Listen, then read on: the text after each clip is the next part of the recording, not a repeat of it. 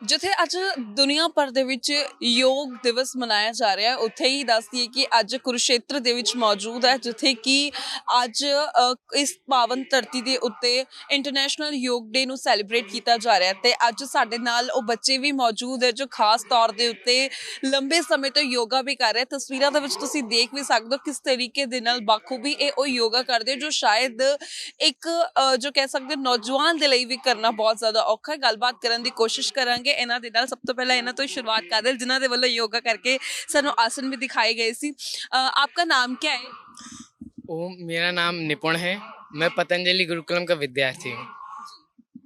तो योग है अगर आपसे जानना चाहिए उसका एक जीवन में कितना महत्व होता है। योग का एक बहुत बड़ा महत्व है हमारे जीवन में। अगर देखा जाए जीवन ही एक योग है, मतलब अगर हमारा जो जीवन है उसको हमें योग में ही जीना चाहिए। क्यों? क्योंकि योग से ही हम निरोग रहेंगे। योग करेंगे तो निरोग रहेंगे, फिट रहेंगे। वरना आजकल जो बीमारियाँ हो रही हैं, चलते चलते हार्ट अटैक आ रहा है छोटे छोटे बच्चों को, बड़े से बड़े जो शरीर से देखने में लगते हैं कि हाँ फिट है, उनको भी आ जा रहा है। वो रोज़ अभ्यास नहीं कर रहे हैं, इस कारण उनका जो इम्यूनिटी सिस्टम है वो वीक है।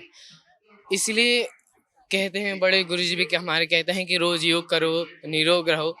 तो मैं यही संदेश देना चाहूँगा सभी को कि जो लोग विश्वास नहीं करते हैं कि हाँ योग से कुछ नहीं होता है, वो एक बार करके देखें।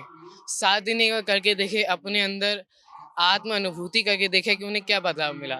मुझे पक्का विश्वास है कि उनको ज़रूर अपने अंदर कुछ अच्छी सात्विक शक्ति का अनुभूति होगी और वो ये मानेंगे कि हाँ हमें योग करना चाहिए। जो आपने अभी आसना किए हैं जो फ्लिप्स मारे हैं उसको क्या कहते हैं और उसके क्या फायदे हैं। जो मैंने अभी किया है जैसे कि हैंड स्टैंड में क्लैप पुशअप और बाद में टाइगर पुशअप, कमांडो पुशअप, ये थोड़ा एडवांस लेवल में आ जाता है पुशअप्स में ही। जब हम चीज़ों को करते करते जब हम अभ्यास में हम रत हो जाते हैं, उसमें हम निपुणता प्राप्त कर लेते हैं, तो हमें चीज़ें अपने आप आने लगती हैं। जैसे कि कहते हैं कि 5 उंगलियां बराबर नहीं होती हैं, हर उंगली का अपना अपना महत्व है। तो मैं यही संदेश देना चाहूँगा कि भगवत कृपा द्वारा हर मनुष्य के अंदर कुछ ना कुछ गुण अवश्य होते हैं। तो बस उसको व्यक्ति को चाहिए कि गुरु कृपा द्वारा, माता पिता द्वारा या आत्म मंथन, आत्म चिंतन के द्वारा वो अपने अंदर के गुण को, चाहे वो पढ़ाई का गुण हो, चाहे कुछ स्पोर्ट्स का हो, स्पोर्ट्स में चाहे एक ही चीज़ का हो, उसको पहले अच्छे से समझे, जाने और उसमें इतना निष्णात हो जाए कि उसमें अगर कहा जाए कि अगर योग है तो योग का दूसरा नाम जैसे बड़े गुरु जी। और भी बच्चों से बात कर लेते हैं तो आप कब से योग कर रहे हैं। लगभग 2 साल से। 2 साल से। आप कितने साल के और आपका नाम क्या है। मेरा नाम कर्मी योगी है और मैं 14 साल का हूँ। अच्छा तो योग करने से अगर आपसे पूछा जाए क्या फायदे होते हैं। योग करने के बहुत फायदे हैं, जैसे कि हमें कोई रोग वगैरह नहीं होंगे और हम स्वस्थ रहेंगे। तो आप पतंजलि से हो तो कितने बजे सुबह उठते हो। जैसे बच्चे हम देखते हैं कि उनके मदर जो है बड़ी मुश्किल से उनको उठाते हैं तो आप सुबह उठ के ही कर लेते हो योग। मतलब सुबह 4 बजे उठते हैं, उसके बाद नित्य कर्म वगैरह करते हैं, उसके बाद फिर जाते हैं योग में। और बच्चों से बात कर लेते हैं आपका नाम क्या है। अनिकेत। अनिकेत आपका। केशव। आपका। ओम। अच्छा आप सभी योगा करते हो। जी। जी अच्छा तो आप ये बताइए कि आपका फेवरेट जो आसन है वो कौन सा है। आपसे शुरुआत करते हैं। Hand stand. कौन सा। Hand stand. एंड आपका। व्याघ्रासन। आपका। चक्रासन। चक्रासन। और सबसे ज्यादा टफ कौन सा लगता है। चकोरासन। अच्छा तो आप कोई आसन हमें करके दिखा सकते हैं जो आपको आपका सबसे फेवरेट हो। जी। हाँ तो करके दिखाइए।